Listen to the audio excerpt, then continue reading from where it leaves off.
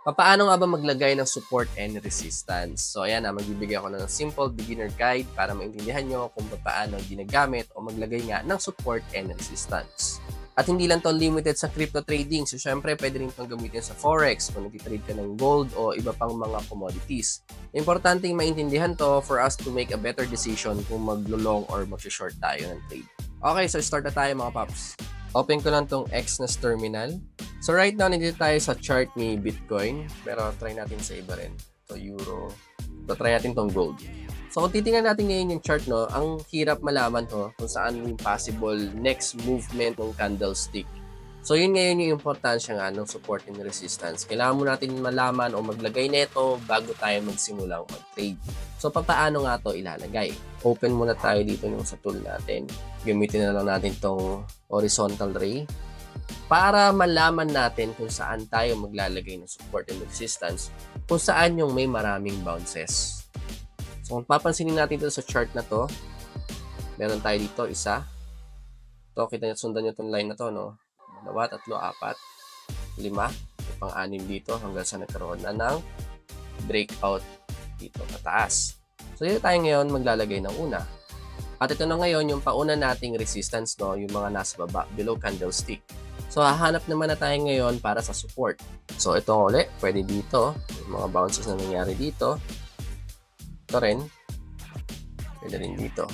At ito na ngayon yung una nating support. So, kita natin dito yung wick ng candlestick na to. Meron dito. Ito yung mismong candlestick. Ito rin meron. Ito yung wick na ito nag-touch din. So, pwede natin ito ma-consider as support. So, dito makikita natin yung price movement na kulong siya sa support and resistance na to. Nagkaroon siya ng accumulation until nag-break nga siya dito. So kung titingnan natin tong chart na to, parang andali nang malaman kung saan yung possible move or next move ng isang candlestick, no?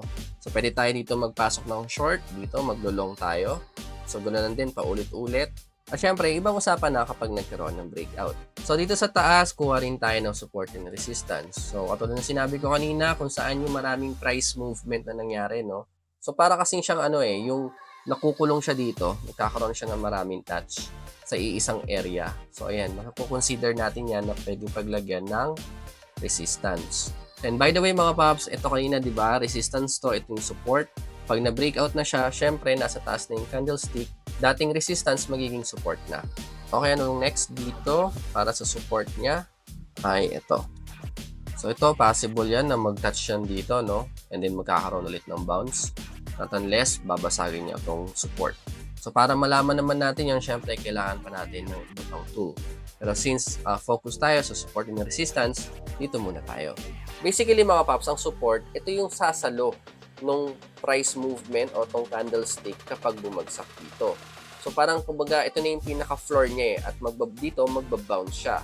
So it means yung mga buyer, they are willing to buy at this price level. Ang resistance naman, halos kabaliktaran lang talaga ng support. So kung ito floor, ito naman yung ceiling.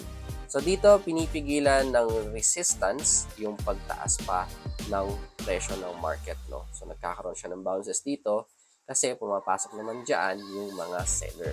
So yan mga paps, napakadaling intindihin kung paano at saan maglalagay ng support and resistance. At kung baguhan ka sa trading, sobrang importante na matutunan mo to. And by the way mga paps, ang support and resistance, hindi lang yan yung straight line na katulad na pinakita ko. Pwede rin yan pababa o pataas. At pag ginawa niyo yun, makakabuo kayo ng mga bullish or bearish patterns.